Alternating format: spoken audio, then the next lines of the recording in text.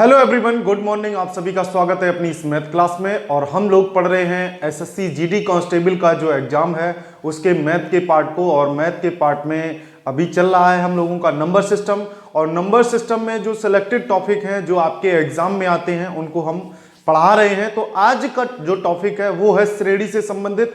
और आपके जो एग्जाम में क्वेश्चन देखे जाते हैं वो समांतर श्रेणी और गुणोत्तर श्रेणी और इसके बाद गुणोत्तर माध्य और समांतर माध्य, ये क्वेश्चन आपके 4 टाइप्स के पूछे जाते हैं। तो आज इसी पे चर्चा करने वाले हैं कि गुणोत्तर श्रेणी क्या होती है, समांतर श्रेणी क्या होती है, गुणोत्तर माध्य क्या होता है और समांतर माध्य क्या होता है। इन 4 चीजों पे चर्चा करने वाले हैं। तो आप हमारे साथ बने रहिए और पूरा वीडियो वॉच करिए, तभी आपको सारी चीजें क्लियर होंगी। चलिए समझते हैं सबसे पहले कि श्रेणी क्या है। श्रेणी का मतलब होता है एक सीरीज दी होती है। एक आपको जैसे 1 2 3 4 5 6 7 ऐसे दिया हुआ है, एक श्रेणी बना दी, कंटिन्यूअसली कर दी। अब उसमें क्या होता है, श्रेणी अंतर डिफरेंस होना चाहिए या फिर उनके बीच में अनुपात कैसा होना चाहिए, समान होना चाहिए, तभी तो वो श्रेणी बनेगी। जाके आपने रीजनिंग भी क्वेश्चन देखे होंगे श्रेणी से संबंधित, उसमें आपसे सीरीज पूछी जाती है कि इसके बीच में एक ब्लैंक स्थान दे दिया जाता है, उसको पूरा करना होता है। तो वो भी एक सीरीज का ही काम करता है। तो इस टॉपिक को पढ़ने से, इस आज के टॉपिक को पढ़ने से आपको रीजनिंग में भी फायदा होने वाला है। तो चलिएगा सबसे पहले देखते हैं कि श्रेणी में समांतर श्रेणी, समांतर श्रेणी, समांतर श्रेणी, अर्थमेटिक सीरीज, अर्थमेटिक सीरीज। जब किसी सीरीज की बात की जाती है, जब किसी श्रेणी की बात की जाती है, तो सबसे पहले हम लोग समांतर श्रेणी को समझते हैं। तो समांतर श्रेणी का मतलब होता है जब कोई हमें एक सीरीज दी जाती है, एक श्रेणी दी जाती है, तो उसमें पहले पद और दूसरे पद के बीच में अंतर हमारा कैसा होना चाहिए, समान होना चाहिए। पहला पद का अंतर, जैसे हमारा पहला पद ये है, दूसरा पद ये है, तीसरा पद ये है और चौथा पद ये है, और ऐसे आगे भी हमारे जो पद होंगे उनके बीच का अंतर कैसा होना चाहिए, समान होना चाहिए। जैसे हम इस वाले सेकंड से फर्स्ट को घटाएं तो मान लेते हैं 2 आता है, ठीक है। अगर हम थर्ड वाले से सेकंड को घटाते हैं तो इसका भी अंतर कितना होना चाहिए, 2 होना चाहिए। यानी कि यहां पे जो अंतर आना चाहिए वो कैसा होना चाहिए, एक समान होना चाहिए। चाहे वो 1 आए, 2 आए, x आए, y आए, कुछ भी अंतर आए, लेकिन वो जो डिफरेंस है, जो सार्व अंतर है, वो कैसा होना चाहिए, इक्वल होना चाहिए। पहले दूसरे के साथ, दूसरे तीसरे के साथ, तीसरे चौथे के साथ। तो वो हमारी सारी सीरीज कैसी हो जाएगी, समांतर श्रेणी होगी, अर्थमेटिक सीरीज होगी। देखिएगा हम सीरीज को लेते हैं a plus d, a plus 2d, a plus 3d, comma dot dot dot a plus n-1d। देखिएगा ये हमारी सीरीज बनी। जाके कुछ इस प्रकार की आपको श्रेणी दी गई होगी, उसे आप समझिएगा कि यहां पे अगर हमारा a है और यहां पे क्या है, a प्लस डी है। अगर हम a प्लस डी से a घटाएं, देखिएगा a प्लस डी से हम a माइनस करते हैं तो हमें क्या मिल रहा है, d मिल रहा है। इसी प्रकार से अगर हम इसमें देखें तो हमें क्या मिल रहा है, a प्लस 2d है, और माइनस करें a माइनस डी तो a से a खत्म, 2d से 1d खत्म, कम हुआ तो कितना बचा, d बचा। कुछ इसी प्रकार से यहां भी जब माइनस करेंगे तो हमें क्या मिलेगा, d मिलेगा। यानी कि इन पदों में, इन सीरीज में पहला पद, दूसरा पद, तीसरा पद, चौथा पद, सभी में अंतर हमारा कितना आता चला जाएगा, d d d d d d d का अंतर आता चला जाएगा। तो इससे हम ये क्लियर हो जाएगा, ये कंफर्म हो जाएगा कि ये जो हमें सीरीज दी गई है, जो श्रेणी दी गई है, वो कौन सी श्रेणी होगी, समांतर श्रेणी होगी। ठीक है, इतना आपको क्लियर हुआ। जैसे 2 3 4 5 6 ऐसे हम अगर दे देते हैं कि 2 3 4 5 6 डॉट डॉट, तो आप देखेंगे इसके बीच का अंतर 1 है, इसके बीच का अंतर 1 है और इनके बीच का भी अंतर है। और यानी कि सारी सीरीज जितनी भी हमने यहां पे संख्याएं दी हैं उनके बीच का अंतर हमारा कितना आ रहा है, 1 आ रहा है। इसका मतलब 2 3 4 5 6 जो हमारी सीरीज बनेगी, जो श्रेणी बनेगी, वो कैसी होगी, समांतर श्रेणी होगी। इस एग्जाम्पल से आपको समझ में आया होगा। अब इस प्रकार का जो भी क्वेश्चन आपको दिया जाएगा, उस क्वेश्चन में आपसे दो चीजें पूछी जाती हैं समांतर श्रेणी में। समांतर श्रेणी में एक तो अगर आपको मान लेते हैं ये सीरीज हमने दे दी और लास्ट टर्म पूछ लिया कि लास्ट पद बताइए, अंतिम पद बताइए, कि हमने कोई सीरीज चार शुरुआत के 4 पद दे दिए और लास्ट का हमने आपसे पूछ दिया कि आप 20वां पद बताइए कि कौन सा आएगा, इस प्रकार का। या फिर हम कह दें कि 1 से लेके 20 तक के पदों का योग बताइए, 1 2 3 4 5 6 7 8 9 10 11 12 13 14 15 16 17 18 19 20 तक दे दिया, सबको जोड़ के बताइए। आसान हो जाएगा 1 से 20 तक जोड़ना, लेकिन अगर हम ये कह दें 1 से 1000 तक की संख्याओं को जोड़ के बताइए तो आप नहीं बता पाएंगे। एग्जाम में जोड़ने के लिए आप जोड़ने बैठ जाएंगे, समय लगेगा, जोड़ देंगे, लेकिन आपको एग्जाम हॉल में किस प्रकार से करना है उसके लिए आपको जरूरत पड़ेगी समांतर श्रेणी की। तो देखिएगा, अगर हम आपको कोई सीरीज जैसे यहां पे 2 3 4 5 हम आपसे यहां कह दें कि 50 तक है, ये 50 तक है, तो 50वां पद क्या होगा इस चीज को देखना है। तो अंतिम पद की अगर बात की जाए, लास्ट टर्म की बात की जाए, अंतिम पद की बात की जाए तो क्या होगा, tn बराबर। अगर हम इसमें देखेंगे तो अंतिम पद हमें क्या मिल रहा है, इस सीरीज की अगर हम बात करेंगे तो अंतिम पद मिल रहा है a प्लस n माइनस और d।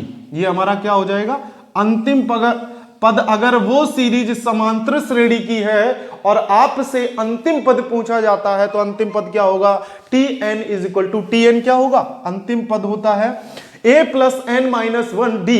यहां पे a क्या होगा, a होगा प्रथम पद। प्रथम पद का मतलब पहला पद, यहां पे जो दिया गया है उसको लिखना है। n का मतलब है कि जो पद आपसे पूछा जाए, जो पद पूछा जाए का मतलब है जो लास्ट टर्म पूछा जाए। d का मतलब होता है सार्व अंतर। सार्व अंतर यानी कि आपको पदों के बीच का अंतर निकालना है। जैसे यहां पे हमने अंतर निकाला 1 1 1, तो यहां से d क्या हो जाएगा, 1 हो जाएगा, और यहां पे अंतर d आ रहा है तो d लिखा हुआ है, ठीक है। सार्व अंतर, a का मान होता है प्रथम पद और n पद, n का मतलब होता है जो पद 20वां पद, 50वां पद, 40वां पद आपसे पूछा जाए तो आप उसको रखेंगे, ठीक है। तो आपको पता चल गया कि अंतिम पद कैसे निकालेंगे। अब हमने कहा 1 से 1000 तक की संख्याओं को जोड़ के दिखाइए, तो बड़ा मुश्किल हो जाएगा जोड़ना। तो उसके लिए देखिए कि योग हम कैसे निकालेंगे इन संख्याओं का। s is equal to n by 2 2a plus n minus 1 और d। ये फार्मूला भी आप याद कर लीजिए, समझ लीजिए कि जब भी पदों का योग पूछा जाता है 1 से 1000, 1 से 10,000, 1 से 500 या 2 से 500, तो आपको योग के लिए लिखना होगा s is equal to n by 2 2a plus n minus 1 और d। यहां पे आपको सारी चीजें पता है, n क्या है, d क्या है और a क्या है। s जो है वो सम को रिप्रेजेंट कर रहा है, ठीक है। तो ये आपको यहां से समझ में आ चुका है। और अब इसी में एक चीज और देखते हैं, देखिएगा कि समांतर श्रेणी के साथ साथ, इसे आप नोट कर लीजिएगा, स्क्रीनशॉट ले लीजिए, इसी के साथ साथ समांतर श्रेणी में आपसे एक क्वेश्चन और पूछा जाता है समांतर माध्य का, कि समांतर माध्य बताइए, ठीक है। साधारण सा क्वेश्चन आएगा, कोई टिपिकल क्वेश्चन नहीं आएगा। तो समांतर माध्य का मतलब होता है अर्थमेटिक मीन। अर्थमेटिक मीन की बात की जाती है, अर्थमेटिक मीन की बात की जाती है। इस चीज को अभी आप समझ लीजिए।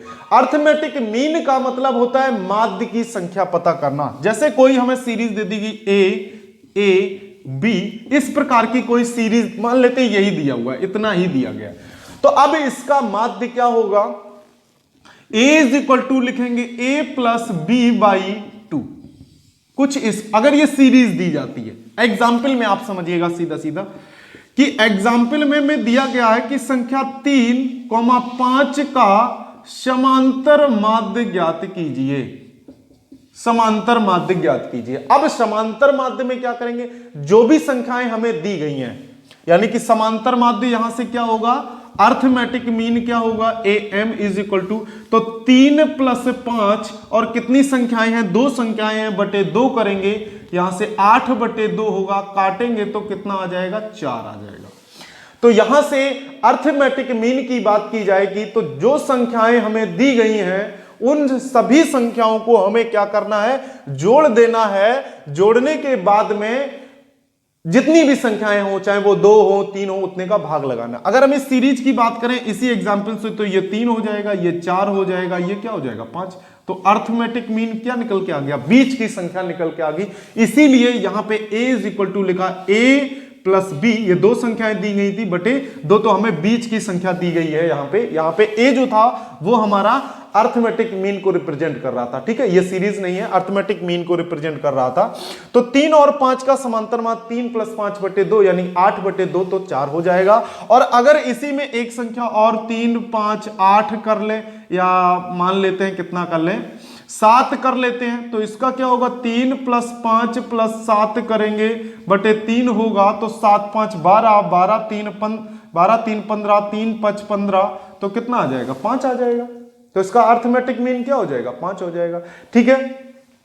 तो आपको 3 चीजें समझ में आई कि समांतर श्रेणी में अगर अंतिम पद पूछा जाए, समांतर श्रेणी का योग पूछा जाए, और अगर समांतर माध्य पूछा जाए तो आपको कैसे करना है। अब इसी में एक पार्ट और आता है जो आपके एग्जाम में क्वेश्चन देखने को मिलते हैं, वो है गुणोत्तर श्रेणी। तो गुणोत्तर श्रेणी को समझ लेते हैं कि गुणोत्तर श्रेणी क्या होती है। ज्योमेट्रिक मीन, देखिएगा, गुणोत्तर श्रेणी, गुणोत्तर श्रेणी, गुणोत्तर श्रेणी का मतलब होता है ज्योमेट्रिक मीन, ज्योमेट्रिक सीरीज। अभी सीरीज की बात कर रहे हैं, ठीक है। गुणोत्तर श्रेणी में समझ लेते हैं कि जब किसी श्रेणी में पहले और दूसरे पद के बीच में जो अनुपात हो वो कैसा होना चाहिए, समान होना चाहिए। चाहे वो पहले दूसरे के बीच देखें, दूसरे तीसरे के बीच देखें, तीसरे चौथे के बीच देखें, तो वो जो अनुपात है वो कैसा होना चाहिए, इक्वल होना चाहिए। जैसे सीरीज देख लेते हैं, हमें मिला a, दूसरा क्या मिलेगा AR, फिर क्या मिलेगा AR², फिर क्या मिलेगा AR³, फिर क्या मिलेगा AR⁴, कॉमा लगाइए सभी में, इसके बाद में डॉट डॉट लिखिए AR⁻n-1। अब यहां से पदों के बीच का जो अनुपात है वो कैसा होना चाहिए, इक्वल होना चाहिए। अगर हम इसकी बात करें तो क्या मिल रहा है, A/AR लिखेंगे तो A से A कट गया, क्या मिलेगा 1/R, अनुपात आया 1/R। अगर हम इसकी बात करें तो AR/AR² होगा, A से A खत्म हो गया, 1R से 1/R बचा, तो 1/R आएगा। इसी प्रकार से आगे भी आप संख्याओं को 1/R और 1/R डॉट डॉट लिख सकते हैं। तो यहां से हमें यह क्लियर होगा कि जब भी कोई भी सीरीज दी जाए हमें उसकी पहचान करनी है गुणोत्तर श्रेणी के रूप में। तो क्या देखेंगे कि पहले दूसरे, दूसरे तीसरे, तीसरे चौथे के बीच में जो अनुपात है वो कैसा होना चाहिए, इक्वल होना चाहिए। तो अगर इक्वल अनुपात मिलता है तो वो गुणोत्तर श्रेणी हो जाएगी, यानी कि ज्योमेट्रिक सीरीज हो जाएगी, ठीक है। अब इस सीरीज में ही आ जाते हैं, तो जो अंतिम पद अगर हमसे पूछा जाता है कि आप हमें अंतिम पद बताइए, अंतिम पद यानी Tn बताइए, तो अंतिम पद क्या होगा AR⁻n-1, ठीक है, मिल गया आपको। इसके बाद में आपसे पूछा जाए कि योग बताइए, योग बताना है S, तो आपको मिलेगा कि यहां पे 2 कंडीशन है योग में, R इज लेस 1 हो सकता है, R इज ग्रेटर 1 हो सकता है। 2 कंडीशन मिलेंगी यहां पे कि R का जो मान है वो 1 से छोटा होगा, तो S इज इक्वल टू योग क्या निकलेगा, देखिएगा कि A, अब R छोटा है 1 से, तो 1-R⁻n/1 करेंगे, और अगर R बड़ा है 1 से तो मिलेगा AR⁻n-1/R-1। ये 2 कंडीशन हमें यहां पे देखने को मिलेंगी कि अगर R जो है, यहां से जो हमें R मिलेगा, ये R जो है अगर इसके साथ संख्या में R का मान हमें कितना मिल रहा है, 1 से ज्यादा मिल रहा है, तो हम ये वाला लगाएंगे योग के लिए, और अगर r का मान 1 से कम है तो हमें योग हम कुछ इस फार्मूले से फाइंड आउट करेंगे। ठीक है, इतना आपको समझ में आ रहा है। अब इसी में एक चीज और पूछी जाती है, उस चीज को भी आप देख लीजिए कि गुणोत्तर श्रेणी के साथ साथ गुणोत्तर माध्य भी पूछा जाता है। कोई आपको सीरीज दे दी जाए और उससे गुणोत्तर माध्य पूछा जाए तो फिर क्या करना है, देखिएगा। नेक्स्ट इसको नोट कर लीजिए, जो हमने ये फार्मूला और वो समझाया है, क्योंकि समांतर श्रेणी समझाती है बिल्कुल इक्वल ही है, केवल अंतर जो है जो अनुपात का आ रहा है वही डिफरेंस कर रहा है केवल। इसके बाद में नेक्स्ट है गुणोत्तर माध्य की बात करते हैं। गुणोत्तर माध्य यानी कि ज्योमेट्रिक मीन की बात करते हैं, जीएम की बात करते हैं। कोई हमें संख्या दे दी जाती है, सीधा एग्जाम्पल पे चलते हैं। वैसे अगर गुणोत्तर मीन निकालना है, गुणोत्तर माध्य निकालना है तो क्या होता है, g is equal to root A B, जहां पे ए जी और बी हमारी सीरीज होगी, जिसमें g हमारा क्या है, गुणोत्तर माध्य है। कुछ इस प्रकार से संख्या है, जैसे हमने संख्या ले लेते हैं 12,3 का गुणोत्तर माध्य ज्ञात कीजिए, गुणोत्तर माध्य ज्ञात कीजिए। तो क्या आ जाएगा, g is equal to under root 12.23 हो जाएगा। तो इसे क्या लिखेंगे, 12 36, तो यहां से हमें क्या मिल जाएगा, 6 मिल जाएगा। तो ये हमारा क्या होगा, गुणोत्तर माध्य होगा 6, जिसे हम रूट ए बी यानी जो भी संख्याएं दी जाएंगी उनका इनटू करके हम गुणोत्तर माध्य ज्ञात कर लेंगे। तो चलिए, आज की ये क्लास बहुत ही इंटरेस्टिंग थी, जिसमें हम लोगों ने समांतर श्रेणी, समांतर माध्य, गुणोत्तर माध्य और गुणोत्तर सीरीज के बारे में पढ़ लिया है। तो चलिए आज की क्लास को यहीं समाप्त करते हैं। नमस्कार, जय हिंद।